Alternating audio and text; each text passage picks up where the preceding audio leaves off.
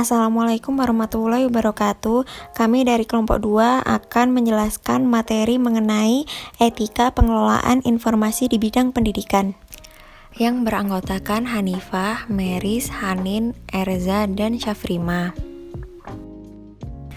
Definisi etika profesi secara umum adalah suatu perilaku etis yang dimiliki seseorang yang handal ialah sebagai bagian integral dari perilaku hidup dalam mengembangkan tugasnya serta mempraktikkan norma-norma etis umum pada bidang-bidang spesial di dalam kehidupan manusia.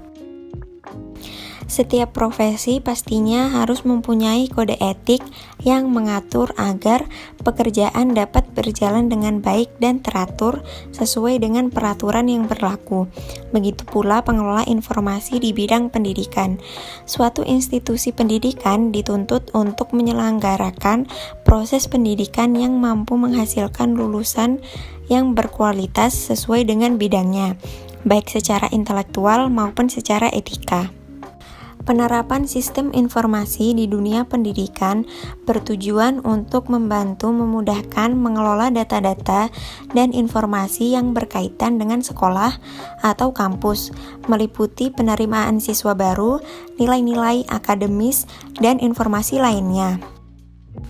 Informasi yang kita dapat secara keseluruhan dari sistem informasi lebih mudah dikelola menggunakan software dan hardware agar informasi data dimanfaatkan dengan baik.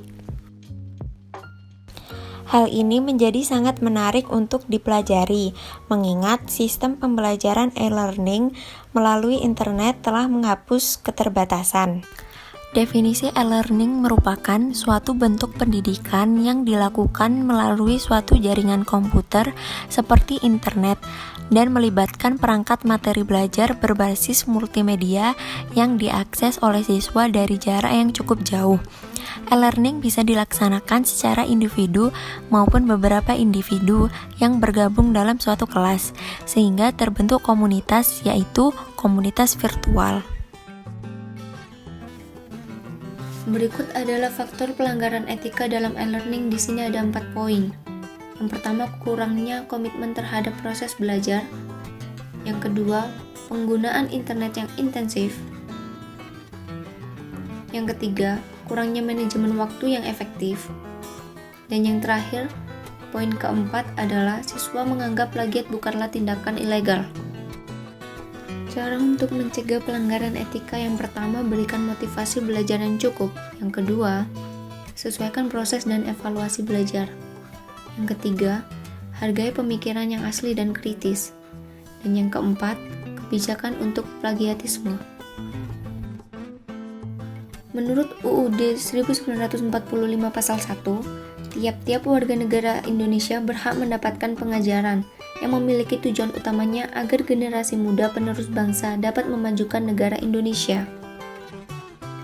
Untuk pelanggaran yang dapat dilakukan dosen ataupun pengelola informasi di bidang pendidikan berupa membocorkan informasi rahasia.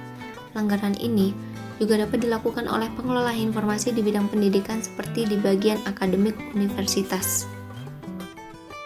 Tak hanya itu, tenaga pendidikan juga dituntut untuk berperilaku jujur, terbuka, serta tidak memberikan informasi yang tidak benar. Mahasiswa pun juga dituntut untuk tidak melakukan plagiarisme. Identifikasi dan konfirmasi pelanggaran kode etik bisa berasal dari aduan maupun laporan yang diajukan dengan mengumpulkan informasi tentang kebenaran adanya pelanggaran tersebut.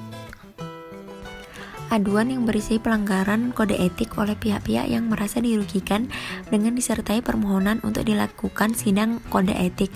Untuk kepentingan sidang kode etik, Dewan Etik dapat meminta keterangan lebih lanjut kepada pelapor, saksi, ahli, dan pihak yang terkait, atau mendapatkan dokumen terkait barang bukti. Sekian kami dari kelompok 2 mengucapkan terima kasih.